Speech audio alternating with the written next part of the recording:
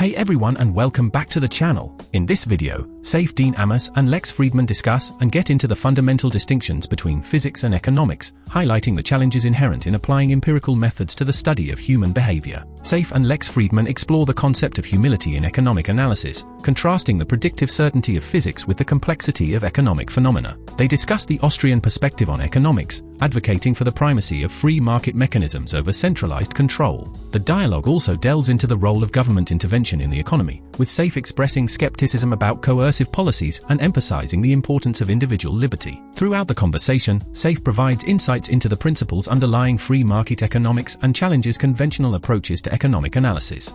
Just like Einstein, a lot of general relativity, special relativity, that's a thought experiment. It originates in a thought experiment. Now, is it true?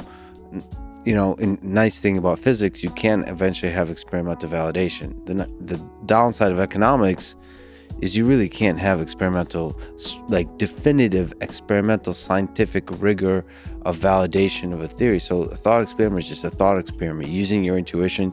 It's the power of reasoning together about human nature. And that's why economics cannot make the claims that physics can make. So with physics, you can predict that if you get this gas at this pressure, at this volume, the temperature will be that much. And you can make that prediction and test it a million times, and you'll always get the precisely correct answer. With economics, we can't make quantitative predictions. On Twitter and even today, you're very certain about the statements you're making. Do you? Yeah, but I don't make quantitatively certain statements. That's the thing. In economics, we don't make quantitative predictions. We cannot do that because we don't have experiments.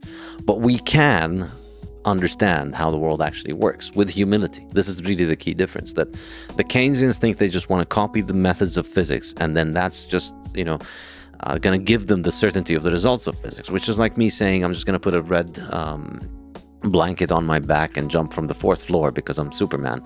Well, it's not the red blanket that's going to make me Superman. There's a lot more to it. So humility manifests itself in economics as the belief in a free market. Meaning, I can't do centralized control on this thing.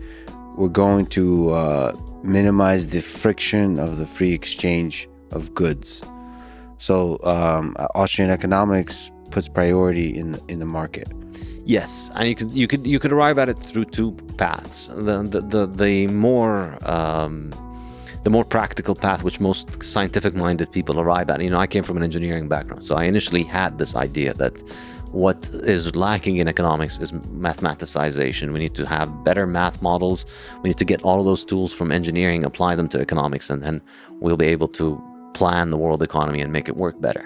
And then you start actually trying to solve problems, trying to actually calculate them, and you realize nobody can have that ability, because the difference ultimately comes down to the fact we can't have experiments. And the reason we can't have experiments is that you can experiment on particles of a gas. You can't experiment on human beings, on entire economies. And because particles of a gas are just dumb matter, and so you kick matter in a certain way, you can calculate exactly how much is going to fly. Human beings are much more complex. They have a will inside them. And this is really the humility to understand that you are a human being and other people are also human beings just like you, and that every person wakes up every morning and they have a million things in their mind, a million things they care about, a million things they want to do, and you will never be able to make the decisions for somebody else, let alone for millions of other people. So this is one path by which you arrive at the conclusion that free markets are better, because you realize that all of the people that think that they can centrally plan markets can't actually do that, and that there's really nothing scientific about them except essentially the rituals they ape of the scientific process. And the other path, I think, that makes you arrive at the Austrian perspective, or the libertarian perspective, I should say, is simply the notion of individuals as having their own inalienable right to decide what they want to do with themselves. If you, the only way that you can give yourself the idea that you get to be planner is ultimately you think you're better than other people. You think your choice, your judgment overrides mine. And I don't think that's a defensible position. I think I'm in no position to want to force anybody ever. I will never want to force anybody to do anything they don't want. The Keynesian perspective, the central planning perspective, is unlike physics, which is let's force a bunch of particles to sit in a lab so that we can study them. In economics, you're forcing people to do things. Let's stop these people from doing this job because it's bad for the economy, and let's get them to do that job. Let's force them to pay this price. Let's tax them this much. Let's prevent them from using gold as money and force them to use our credit as money. So it has to rely on coercion. There's no central planning without coercion. And coercion is a crime, in my opinion. There's no way that it is justifiable morally or ethically. So from a politics, from an ethical perspective, your view is perhaps broadly speaking, the libertarian view is coercion is unethical. Freedom is essential. What are the pros and cons of government intervention in the economy? So can you provide pros? You just kind of provided arguments against. Is there any arguments to be made for government intervention, for the role of government in society?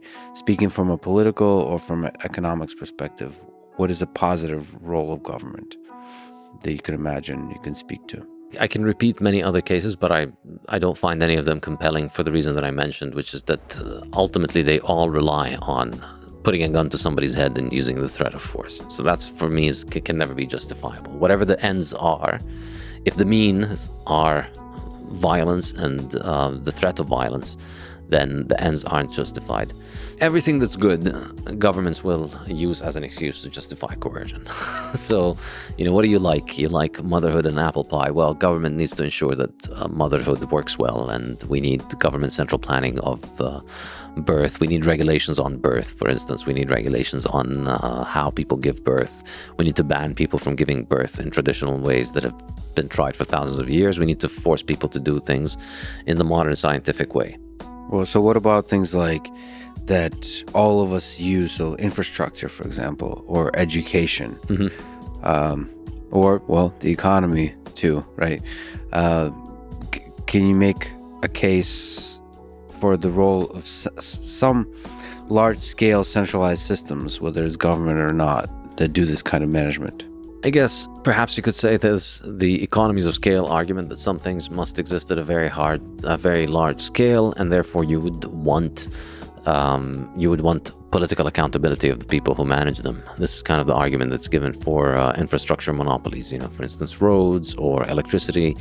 That, let's say we live in a country, we need one power plant. The bigger the power plant, the better off we will all be. And there's a natural monopoly in the power plant business.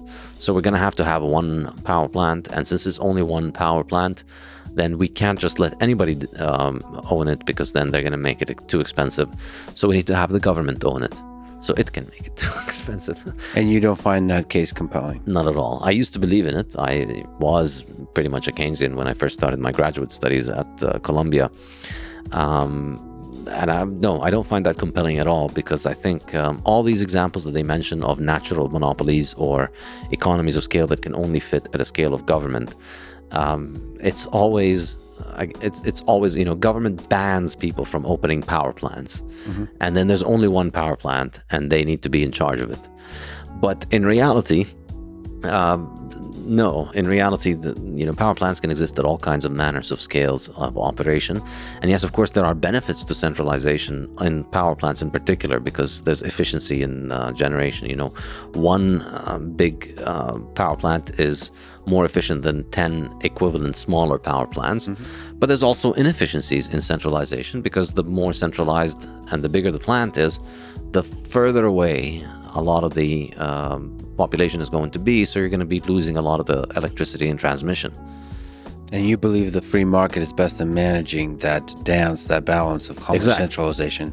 Exactly. And if we do end up in a situation where there's one power plant for an area, then if the market ends up centralizing all of it into one power plant, I don't see that as a problem. There are places, there's a small town with only one barber shop. Is that a catastrophe? No, because they don't need two barbershops.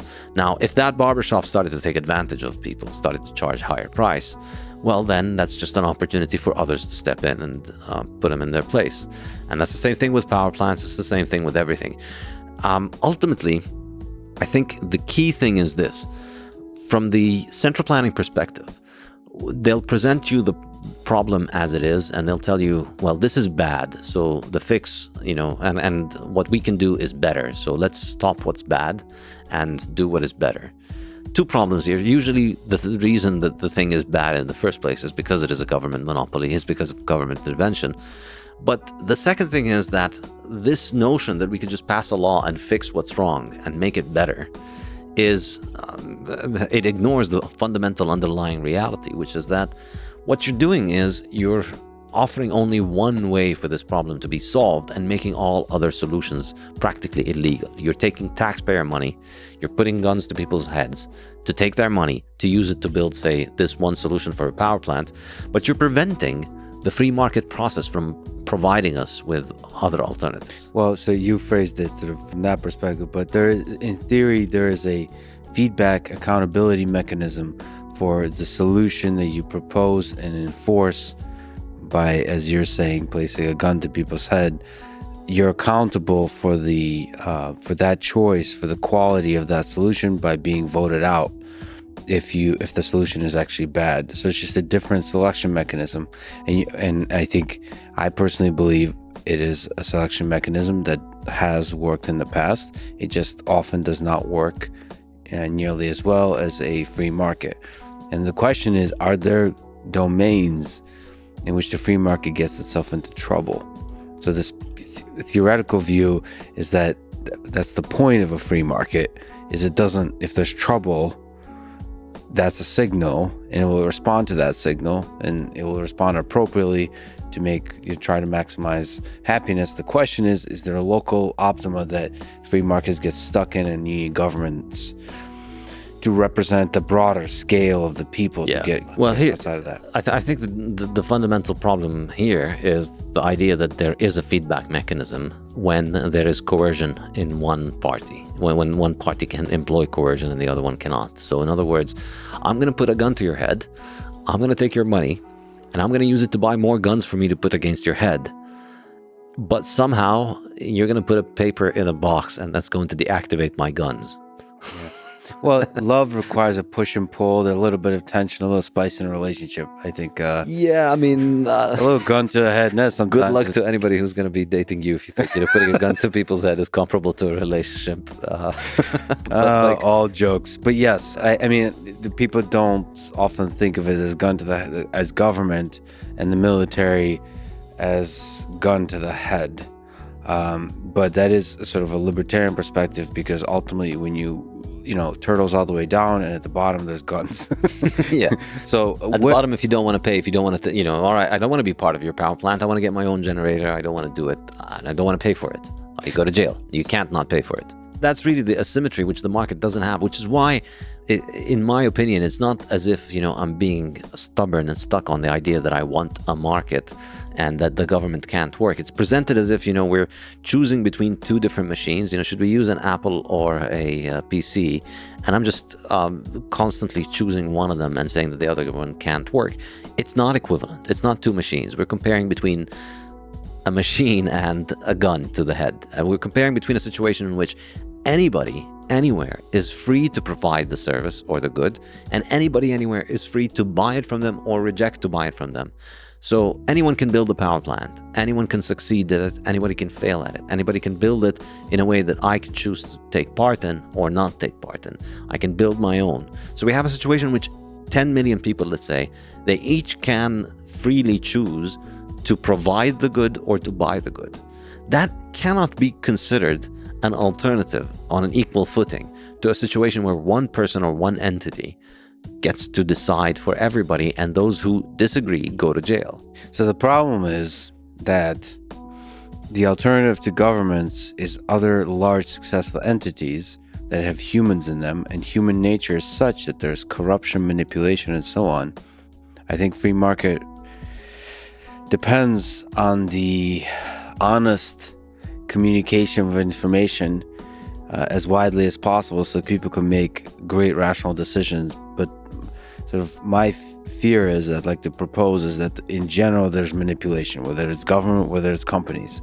They're going to manipulate, they're going to try to do propaganda, they're going to try to manipulate you, deceive you, shut down competition by playing games, human games of different kinds, and sometimes even meaning well. It's not like everybody thinks they're doing good and they're actually doing evil. So how do we prevent the worst of human nature coming out in a free market as well? By not giving the worst of human nature a monopoly on violence in the institution of government. That little inkling of coercion, that little bit of asymmetry creates a gigantic like ripple effect of asymmetry in your view. Yes, and it ends up just being the place where, corporations, individuals, free markets, they can't coerce without the resort to government. So, you think about all the examples of corrupt corporations doing bad things, it's always because they have certain privileges from governments. Because, as it exists, Coca-Cola, McDonald's, all of these giant corporations, they can't do anything to me without government. They can't take any of my money and they can't force me to buy their stuff. And so it doesn't matter to me, so if Coca-Cola is corrupted, that's a problem for Coca-Cola customers, that's a problem for Coca-Cola shareholders, that's a problem for anybody who deals with Coca-Cola. But as somebody who doesn't drink their stuff and isn't a shareholder, I have absolutely no interest in what happens. They could all go bust tomorrow and I don't care. I don't buy their product and I'm not a shareholder. So in this situation where you choose to voluntarily associate with people and you only give your money to people you want to voluntarily give the money to, so you either buy their product or invest in their production, in that situation the only way that a company can get my money is if they build a product that they that I value, or if they convince me that they are going to use it in a way that's profitable. And I may be wrong. I may invest in a company that fails, or I may invest in a company that turns out to be fraudulent, but that's my fault, and it's my fault that I gave them my money and then it turned out to be scoundrels. But it's a totally different problem when we make it mandatory. It's violence. It's a crime to put a gun to my head and force me to subsidize companies and force me to come at certain conclusions. Do you find an interesting distinction, we mentioned Michael Malice, between anarchism and libertarianism? So this particular use of violence, this like last resort, this policing force that libertarianism is okay with, and anarchism is not okay with. So basically nation states that keep you safe from the worst of war. Yeah, I think to be more accurate, the distinctions between anarchism and minarchism. I think libertarianism is kind of a vague term that can encompass both. Means a lot of things, okay. Yeah, but on the Karl Marx to Michael Malice spectrum, where do you... No, I'm full anarchist. You're full anarchist. Yeah, full anarchist. I mean, I don't find any justification for the use of force, and I think... recently, perhaps maybe I'm getting old, maybe I'm getting senile, maybe I'm getting wise, who knows? But I'm beginning to become more sympathetic to monarchy. So I'm an anarchist. Sorry? Monarchy. What is that? Kings. Royal. Oh, monarchy. Yeah. And I think... Wait, can you... are you joking or not? No, I'm not joking. And I think... I think, morally and intellectually, I'm an anarchist, but it's what the reality is. We find ourselves in a world in which a lot of people are not. And the question is, what is the thing that is going to provide you with more freedom? And I think I'm recently coming around to the idea that monarchy might be the best way to provide people with the largest amount of freedom, because to have a free society, you need a majority, perhaps, or a plurality of people to have a very strong understanding of libertarian ideas, to have a low time preference, to have a preference for the future. So you need a majority of the population to not decide to go and do something insane in order to continue to have a free society. When a respiratory illness comes along, unfortunately, the last couple of years showed that the vast majority of people are gonna freak out and lose their mind and support whatever their stupid TV tells them to support. And there's always a current thing, and the media is always telling you that we need this current thing as an excuse for more and more government power and more government coercion. What's the role of kings and queens in that case of a monarchy? What's the role of a leader?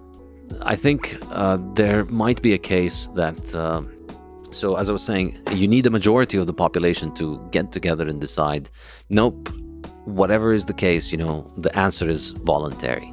No matter how bad the disease is, it doesn't justify forcing people to stay home. You want to stay home, stay home. You want to wear a mask, take a vaccine, do whatever you want, but you can't force others to do that. So you need a majority of the people to strongly believe in this principle in order to get it in a democracy. Whereas in a monarchy, really you just need the king to get it. And I think the reason kings are more likely to get it is that kings have a low time preference where they think about things for many generations, whereas in a democratic system, your president is likely only going to be there for 4 years or 8 years or 10 years or 5 years or whatever it is. So the only way that, all humans are self-interested. So the only way that your president in a democracy can provide for themselves is to maximize the amount of exploitation that they can do of the population during their brief stint. And then when he's out, you get a new one, and then that one wants to start all over again. So every 4 years, you get a new robber. With monarchy, you sign up for a multi-generational subscription to the same family. And when they have the security of knowing that, his great-grandson is going to be taking money from your great-grandson, suddenly his interest and yours align, because they both want your great-grandson to be prosperous and have enough money for his great-grandson to take. So, but it's a monarchy with a tiny government. So, yeah. So anything required to really provide for a free market. So for maximize individual freedom and the freedom of the economy. Yeah, and if I were a king, which is highly unlikely to ever happen, but I think, if you look historically, the dynasties that have succeeded at lasting for a long time, the key thing that they managed to do is to basically be libertarian. The key to being a good king is to just leave people alone, let them do whatever they want, don't rob them too much, or rob them as little as possible, or maybe even don't rob them. And, as a king, use your power only to punish people who aggress against others. Don't use your power to enrich yourself and enrich your friends. And that's really, like, if you look at smart kings, this is what they do, this is what they teach their children. And the cycle of kingdoms is that, the first king understands this, builds the empire, and the first couple of generations, they get this, and the society is free, the economy is free. And because of that, there's peace and prosperity. But then over time, the next generation of kids become a lot more high time preference. They haven't worked hard. They don't understand the meaning of hard work, so they become more likely to engage in destructive behavior. So raise taxes, pass laws that require people to do things even when they're not hurting anybody, and that ends up basically eventually destroying the kingdom.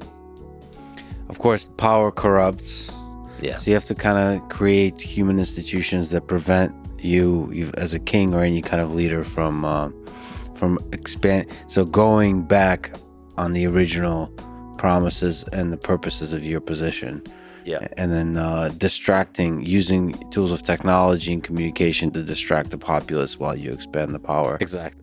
From this conversation, we learned that economics presents unique challenges compared to physics due to the complexity of economic systems, making precise predictions difficult. Saifedean Ammous emphasizes the importance of humility in economic analysis, advocating for an acknowledgement of the field's inherent uncertainties. Furthermore, we gleaned insights into the superiority of free market principles over centralized control, with Saif arguing against government intervention in the economy. He highlights the moral and practical limitations of coercive measures, advocating instead for voluntary exchange and minimal government interference. Saif also presents an intriguing perspective on monarchy, suggesting that a minimalist approach to government could potentially safeguard individual freedoms more effectively than democratic systems. However, he acknowledges the risks of power corruption and emphasizes the need for institutional safeguards to ensure adherence to principles of liberty and free markets. So, what do you think about this conversation? Do you agree with the arguments presented by Saif? Also, did you learn anything new from this interesting conversation? Let us know in the comment section below. If you enjoy this type of content and want to see more, make sure to give this video a like and subscribe to our channel. Until next time, keep learning and keep stacking.